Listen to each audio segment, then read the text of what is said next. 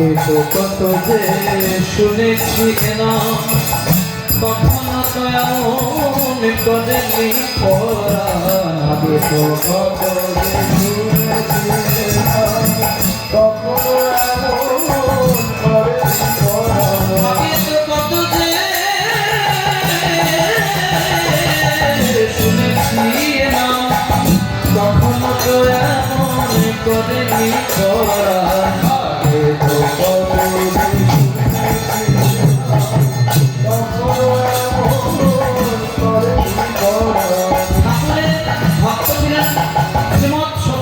গোস্বামী, যিনি অদ্বৈতাচার্যের অদ্বৈত মহাপ্রভু। আপনারা সবাই পঞ্চতত্ত্ব চেনেন তো? কথা বলুন, পঞ্চতত্ত্ব চেনেন আপনারা? পঞ্চতত্ত্ব চেনেন আপনারা? কারা কারা আছে বলুন তো? মধ্যে মহাপ্রভু। নবদ্বীপের মানুষও যদি পঞ্চতত্ত্বকে না চিনে তাহলে কাকে চিনবে না?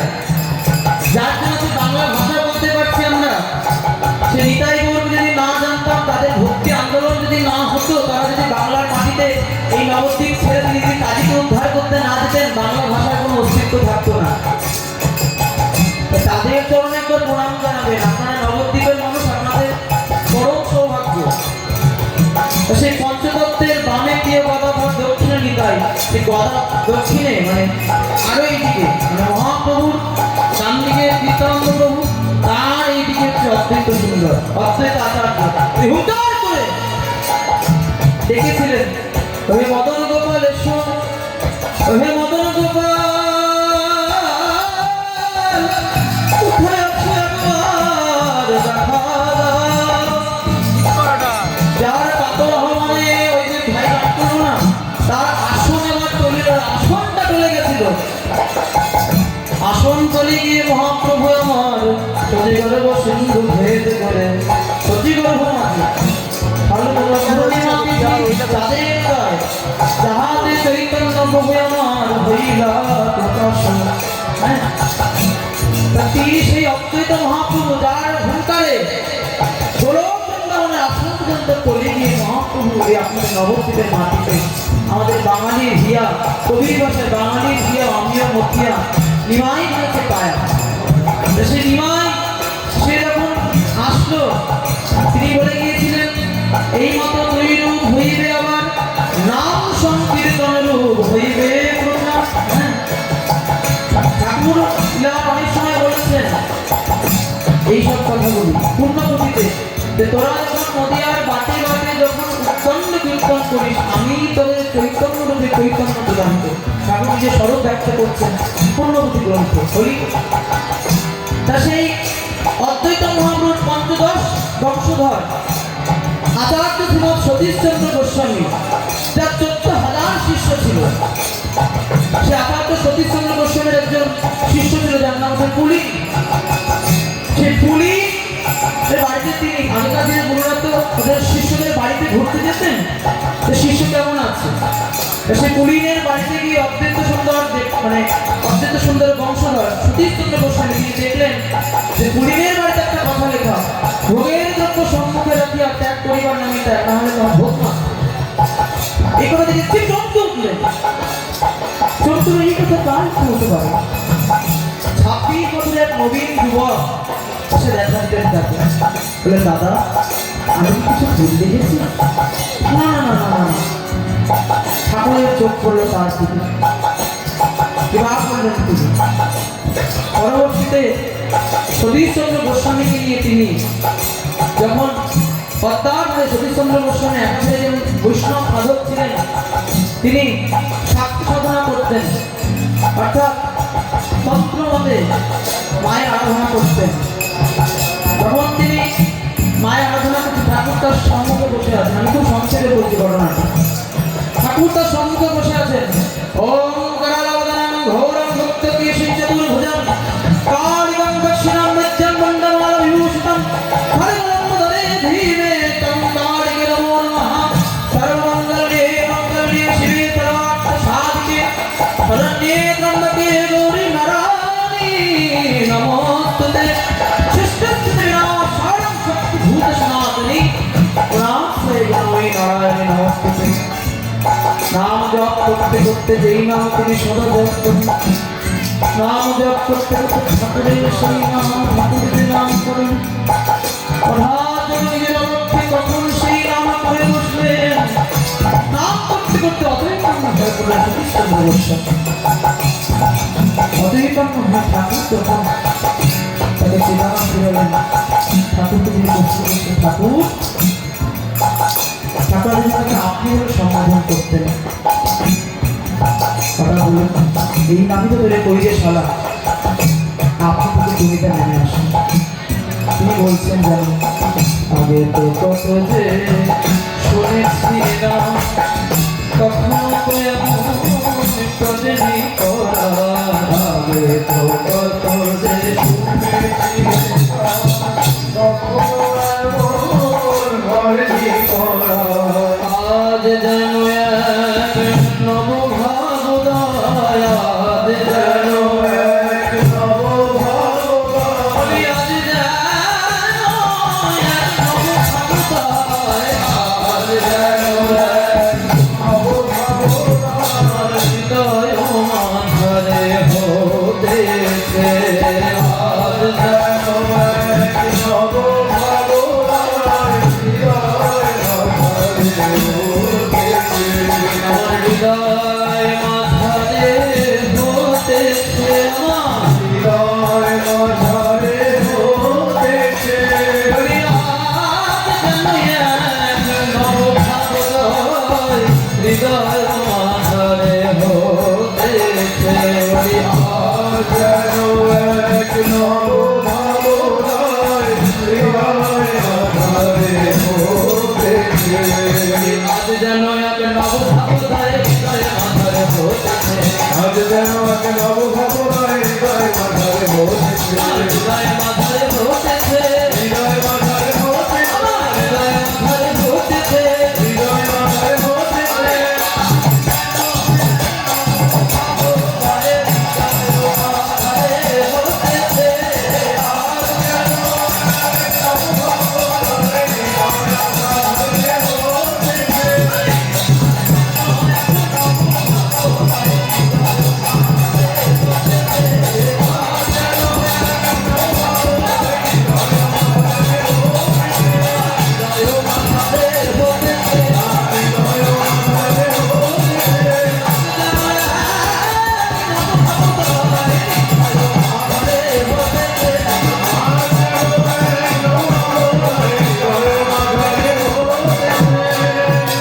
নাই কোথায় পেয়েছে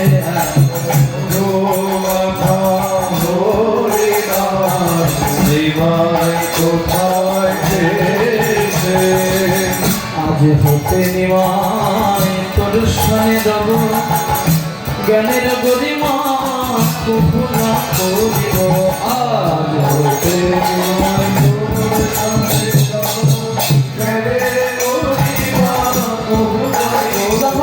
সতীশচন্দ্র গোস্বামী ঠাকুর সেই নাম যখন তার সব বিকশিত হয়ে গেল, ঠাকুর তার নিজের মধ্যে দিয়ে জ্যোতি প্রকাশ করলেন, তখন আমি দেখলাম বড় আহ্বান সিংহ অবতারে, প্রভু কখনো দেখি তোমাকে রাম পরশুরাম অবতারে, কখনো দেখি তুমি গৌরাঙ্গ হয়ে, এখন দেখি আবার রামকৃষ্ণ হয়ে, সেই সব পূর্বতন চাকরি করিয়া পরবর্তী অধিকার পূর্বতন যারা তাদের সবাইকে দেখতে পাচ্ছেন সতীশচন্দ্র গোস্বামী ঠাকুরের মধ্যে, তাই সে নিমাইয়ের কথা যখন মনে করেছেন, আজ হতে নিমাই আমি তোমার সাথেই থাকবো, তোর সঙ্গে রাখবো জ্ঞানায় গরিমা কবু না করিব, আজ হতে নিমাই তোর সঙ্গে জ্ঞানের গরিমা কবু না করিব। আমার কিছুতে ভালো লাগে না, সংসার আমার সহ্য হয় না, আমার ইচ্ছা হয় না, দুটি বাহু তুলে হরি হরি বলে তোমার সাথে নৃত্য করি, আমার আর কিছু চাই না, আমাকে তুমি তোমার চরণে জন্মে জন্মে জন্মে জন্মে জন্মে আমায় খাই দিও প্রভু, আমি আজ কিছু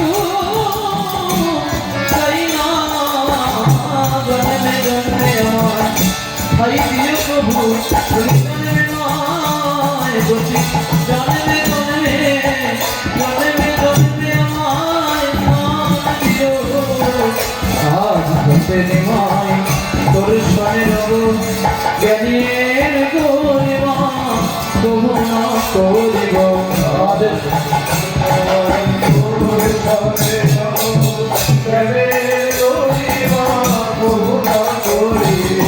সবে ছেড়ে দিয়ে হরি হরি বলে সবে ছেড়ে দিয়ে হরি হরি বলে নাচিতে বাসনা হতে সব ছেড়ে দিয়ে হরি হরি বলে নাচিতে বাসনা হতে নাচিতে বাসনা হতে নাচিতে বাসনা হতে আজ সবে ছেড়ে দিয়ে হরি হরি বলে সব ছেড়ে দিয়ে হরি হরি বলে নাচিতে বাসনা হতে ছেড়ে দিয়ে হরি সব ছেড়ে দিয়ে হরি হরি বলে নাচতে বাসনা হতে নাচতে বাসনা হতেছে নাচতে বাসনা হতে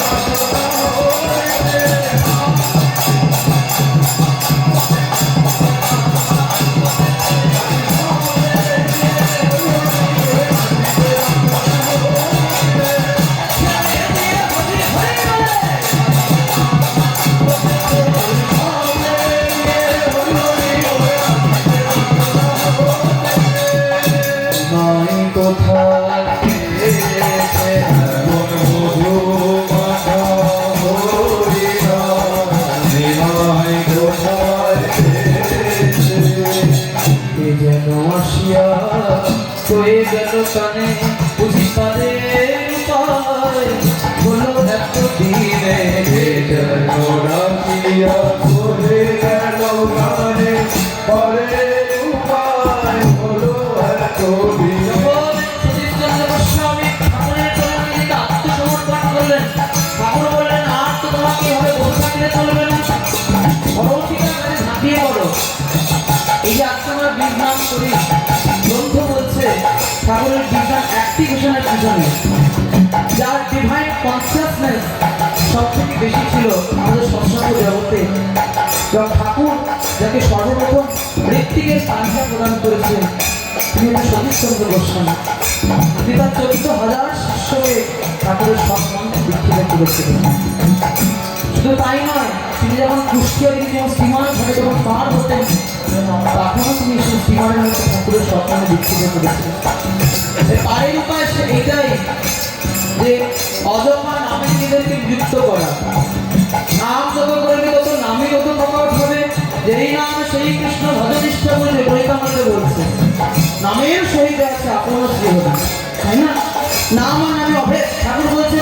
নামই হলো ব্রহ্ম অ্যাবসলিউট ঠাকুর ঠিক এই শব্দটি ইউজ করছে নামের মধ্যে এমন শক্তি আছে যে নামে নাকি এখানে আছে রাধারাম তরফদার যে যা ভজনিকারী গো রাধেশ্যাম যাব হরে কৃষ্ণ হরে রাম এই নাম শুনে মরা গাছ পর্যন্ত নৃত্য করেছিল ঠাকুর যখন নাম করতেন তাই বছর তার সঙ্গে নৃত্য করতেন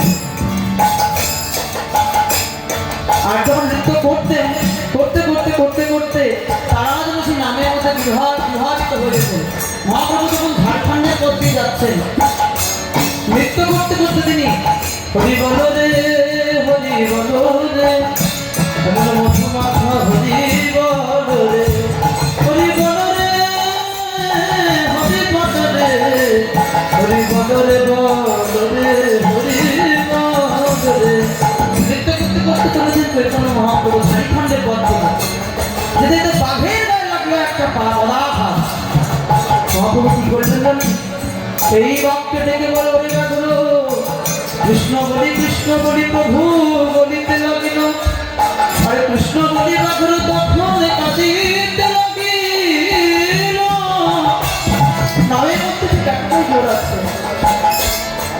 ঠাকুর যখন নাম করতেন, ঠাকুরের নাম শুনে কত ঠাকুরকে পরীক্ষা করতে গিয়েছিলেন অনন্ত মহারাজ।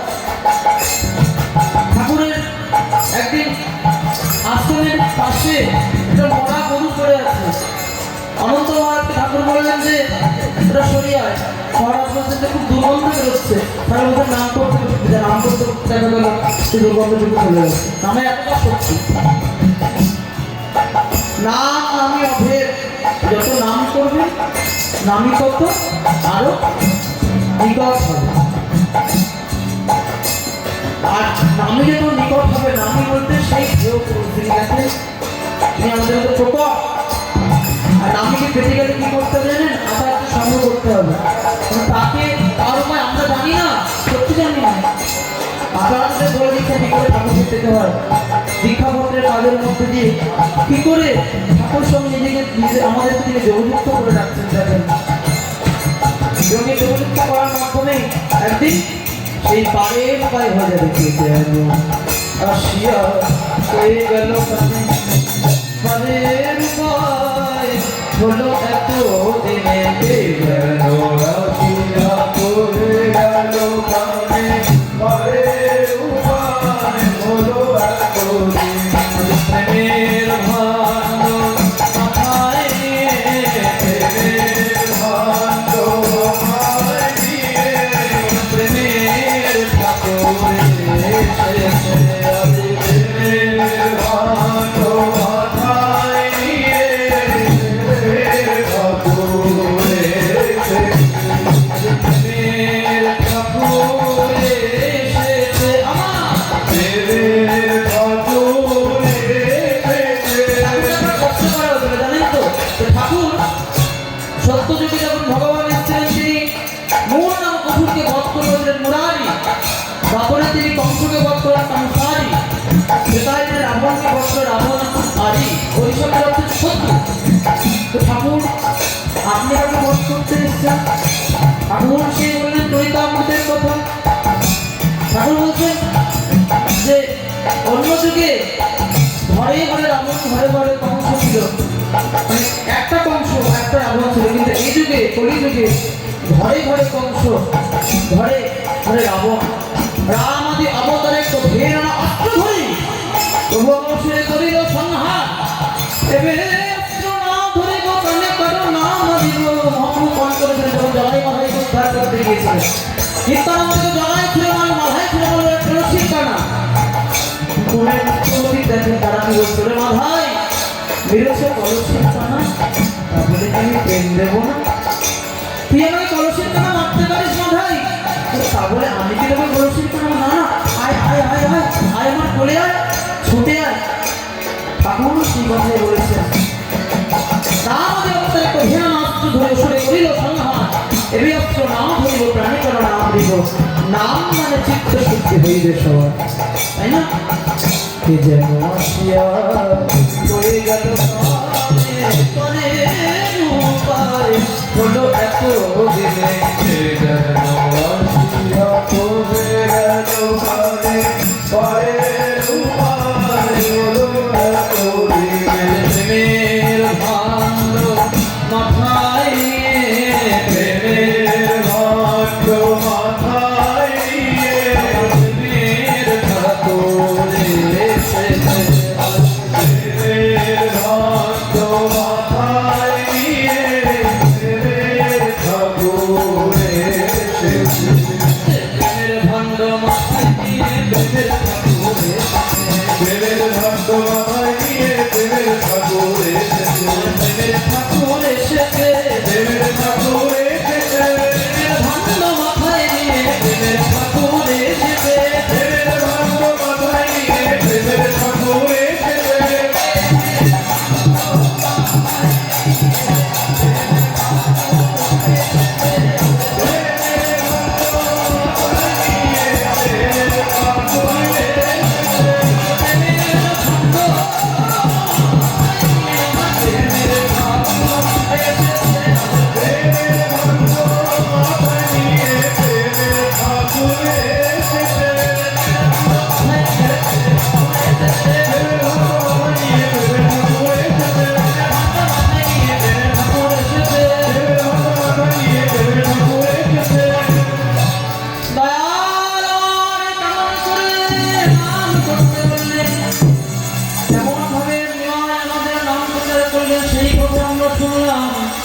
এবার আমরা শুনবো কেমন ভাবে তিনি এক ভক্তকে রক্ষা করলেন, কেমন ভাবে তিনি তার এক ভক্তকে রক্ষা করলেন, যিনি নাকি তিনি যখন পাবনায় লীলায় আসেন তাকে তিনি তখন দুধ সরবরাহ করতেন ঠাকুরকে। ঠাকুর যে ভোগের যে দুধ সামগ্রী